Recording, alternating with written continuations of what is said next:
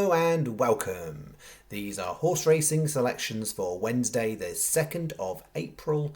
I am flatcapcallum and I'm hoping you are all very, very well. Okay, the aim is to be shorter tonight. It's a Wednesday. It's a Wednesday selection video. There's not been many of them this year I've done.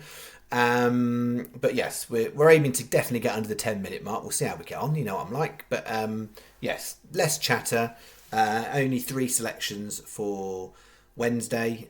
Getting the video up in nice, reasonable time. Because actually, there's quite a lot just written off for tomorrow. There's although there's 5 meetings, there's quite small fields in some of the UK turf stuff on both disciplines.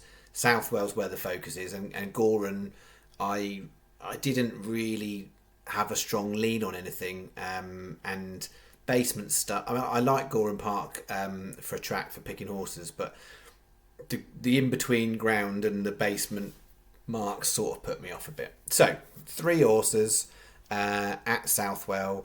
So, and one of them to flag, and I will make sure very clear, is not starred. I have put in a rogue horse in for Southwell for Wednesday. So let's do Tuesday review. We started off the week nicely, didn't we? So a bit like the weekend. First horse, No Joy.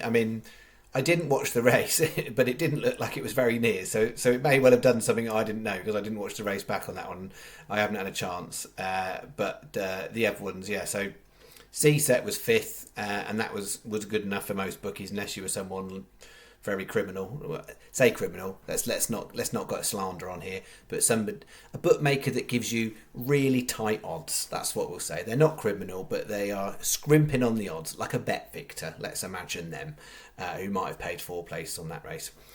Most bookies paid 5, and some 17-2 was a fair price. Some of you would have been able to get 10s. It went off favourite in the end, I think 100 to 30, something like that. So it was well backed in, but actually got beaten. The horse that won was one of those classic second run in a handicap, upped in distance. Then that classic Irish manoeuvre.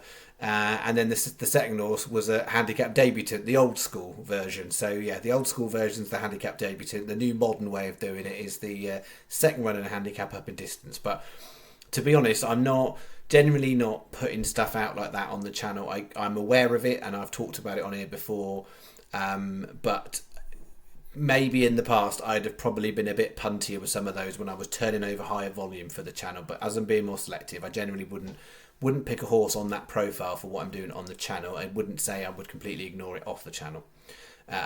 Just to caveat, I didn't back it.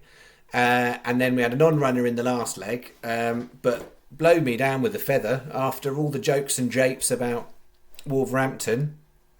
Candy Warhol did exactly what I hoped. You never quite know in this game, but yeah, and it's a front runner, and it pinged the gate, and Kieran O'Neill had an easy go of it, and I thought he was gonna get mugged on the line, but he managed to hold on. And if you notice in the straight, it steered away a little bit from the rail, which is where you want to be. You don't want to get too tight on there because it means the other horses have got to go even wide around you if you're a little bit off the rail, which is handy. But they can come over the top down that straight. But yeah, great. The only downside was the price because as I said last night, if I'd made the video an hour earlier, I could have taken 28s and everyone would have been on that. Some would have got 33s. 14 was the fair price on the channel. The time of doing the video, 365 for 28s. The horse did drift. I think it's 18 SPs, 20s was available. So hopefully a lot of you would have got a better price than the channel because the channel recorded it as 14 to 1. So we were 9.25 on, what were we like? 10.70 something. It's basically about 11.66 was the profit margin. It was 20.91 back, so we made 11.66. So just slightly more than double money. As Chancer mentioned in the comments, another one of the win strike rates. So bear in mind I said to you 5% was average, 6% would be good. That's 7 out of 81 starred horses, so that is above average basically. So technically speaking, we are due from a variance point of view to go on a bad run of not having winners again because I've had a glut 4 in the last 2 videos. So we will see what brings. But yeah, happy to have a win at Wolverhampton because I always full of trepidation when I put a Wolverhampton horse up here. It doesn't stop me backing them. I'm just trying to work out a way, and it worked yesterday, or Wednesday, Tuesday even, of just trying to be more selective. And speaking honestly, that was the most money I've had on a horse at Wolverhampton all year. So I think I went back 2 on the day I went to Newbury races for the channel, and I've not done anything on the channel since at Wolverhampton. But yes, I had not tons by my standards, but more on that than I've had at any other runner at Wolverhampton this year. I did like it. Okay, so good start to the channel. Here's where we're going for Wednesday. So 3 horses. The first one is not starred. It does not come under the star system. So outside of Cheltenham, I've rarely put anything not starred up this year. Last year I did a little bit more when it was in the star system. I think Betfair Hurdle Day, we had Willie the Builder I included in the main bet, and then did a few singles. They were not starred, and did anything there. I think there's a day or maybe 2 days where I've done some combination doubles where the horses weren't starred. So some combination doubles, the horses are starred, some are not. There's a slightly different threshold in there that the way I would do it is I'm okay with them not being starred in a combination double, and the ones that make it to a bet like this have to be real exceptions. Grand National might be one. I doubt there would be a horse that hits the star system on the Grand National based on the fact there's 34 runners and probably 6 places is all you're going to get. So from a place strike rate ratio point of view, Grand National's I likely have Aileen in the race, which we might put in a bet, but it's unlikely it'll be starred. Anywho, let's get on to these. Galileo Glass. It's our man Mason Patel. So he won today, I think. Was it today? So he went into the weekend with back-to-back wins. He won on our horse and then was 5th in the next conditional jockeys race. And then I think he was like a 5th of 7th on Monday somewhere.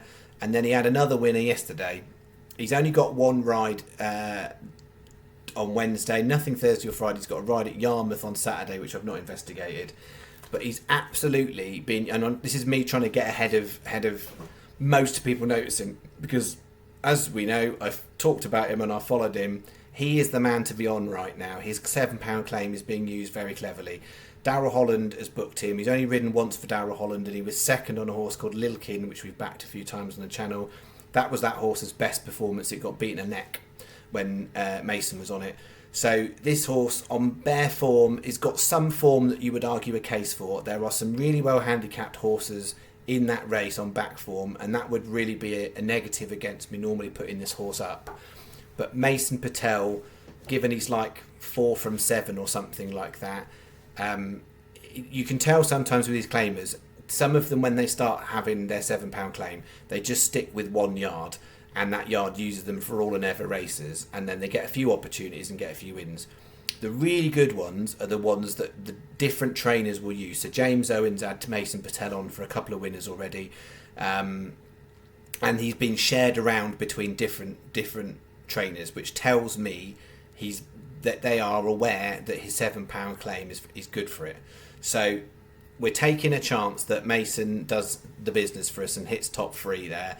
But that horse is not starred. So when I'm referring to stats about win, strike rate, place strike rate, whatever that horse does, win, lose or draw, it would not be included in the stats I'm quoting for the start. Okay, that's that. 7 o'clock Southwell. On paper is the strongest bet in there, King of the Jungle. It's got lots of decent back form. No, it hasn't got lots of no, that's a lie. It hasn't got lots of decent back form. That is not true. It's got its best performance was over course and distance, and yeah, that's a big box ticker for me. And yeah, I when I've gone through it and I looked at the rest of the stuff in the race, it's come out strong. Oh, I'm nearly at 10 minutes, so I'm going to go under there, aren't I? And then 8 o'clock, Bunker Boy, 5 runner, risky because if you've got an on-runner, this is a bit of an annoying, it might be an annoying position. But optimum conditions, I think, from a distance point of view, did all right last time at Southwell, but this mile and 3 distance looks quite good for it. So that is in 50p each way patent. So each way, doubles and a treble and singles. So normally I would write that as a Trixie and singles, but because it's all the same stake, it's easier to do it like that. For those of you who are learning about different bets, it gets you more familiar. A Trixie is doubles and trebles. A pattern is singles, doubles and trebles. It's very much like a Trixie is the equivalent of a Yankee, which is doubles, trebles and fourfold for a 4-horse bet. A Lucky 15 would include singles. Pattern includes singles. So each way singles, doubles, treble on that 50p each way, £7. Sky, you'd get 4 places here. You'll scrimp on the odds, but you would get the 4th place if it was handy. And that is it. That's our £7 interest. And then I'll be back tomorrow night, hopefully with some interest in Aintree, but you never know till I've started looking for it. It's a good meeting, but I'm only going to be putting up stuff for Aintree if it hits the star system, with the exception of the Grand National. All right, I will see you on the next video. Made it under 11 minutes. That'll do. Thank you very much. Bye bye.